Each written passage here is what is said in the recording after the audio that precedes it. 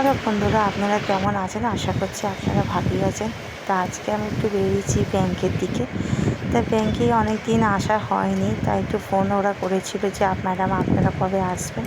তা আমি আজকে এসছি, ফ্রি হয়েছি বলে। তা আমার মেয়ে ঘুমাচ্ছে, তাই তাড়াতাড়ি করে একটু ম্যাডামের সাথে কথা বলেই আমি চলে যাব। তা ম্যাডামের সাথে কথা বলার জন্য এসছি। তা এদিকে আমার হাজব্যান্ডও চিন্তা করছে যে আমি ব্যাংকে আসবো, মেয়েটা কী করবে না করবে। তা তাড়াতাড়ি করে বেশিক্ষণও টাইম রাখলো না, তাড়াতাড়ি কথাবার্তা হয়ে গেল। তা নিচে নেমে একটুখানি আমার হাজব্যান্ডের সাথে একটু কথা বলে দেওয়া, দেখো আমি কী করছে না করছে সেটাও চিন্তা হচ্ছে। তা ব্যাংকে আমি এসছি, এই টালিগঞ্জের এখানে ব্যাংকটা খুবই বাড়ির থেকে সামনে, বেশিক্ষণের রাস্তা না, 15 মিনিটের রাস্তা। তাই একটু হাজব্যান্ডের সাথে কথা বলে একটু নিশ্চিন্ত হলাম, ও একটুখানি নিশ্চিন্ত হলো। তো এখন এই ঘরের দিকে যাচ্ছি, তার মধ্যে আমার শ্বশুরের বন্ধুর সাথে দেখা হলো। ওরা বলছে আপনি মেয়ে কেমন আছে, তুমি কেমন আছো। তা রাস্তাঘাটে বেরোলে সবার সাথেই দেখা হয়। তাই এদিকে আমি একটুখানি বেরিয়ে এসেছি। তাই এটাও বাড়ি যাওয়ার রাস্তা, আমাদের দুদিকে রাস্তা আছে। তাই একটা গলি ভেতর থেকে তাড়াতাড়ি যায়, তাই তাড়াতাড়ি করে যাচ্ছি। এদিকে আমার চিন্তা হচ্ছে আমার মেয়েটা কী করছে না করছে।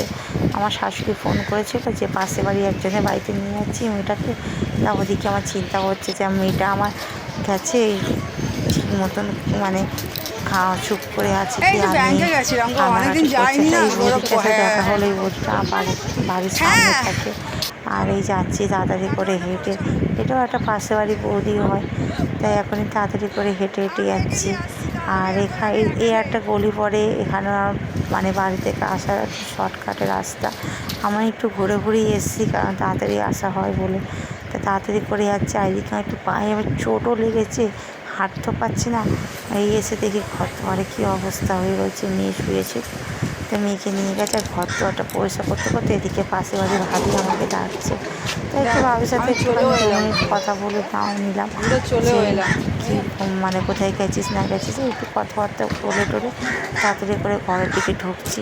তা ঘরে এসে তাড়াতাড়ি করে বিছানা টিছানা গুছিয়ে নিই, কারণ মেয়ে থাকলে তো কোনো কাজই হয় না। তা কালকে ওর বাবা এই ফিটের বোতলটা নিয়ে এসেছিলো ওর জন্যে কিনে, যে মেয়েটা দুধ খাবে, তার মধ্যে হচ্ছে ওই মিছরি জল করে দিই, মিছরি জল খাবে। তা মিছরি জল একটুখানি খেয়ার পর ও বমি করে দিয়েছে। ও আস্তে আস্তে হ্যাবিট হয়ে যাবে, কেননা এখন নতুন নতুন তো, ও কখনো ওরকম খায়নি বোতলে।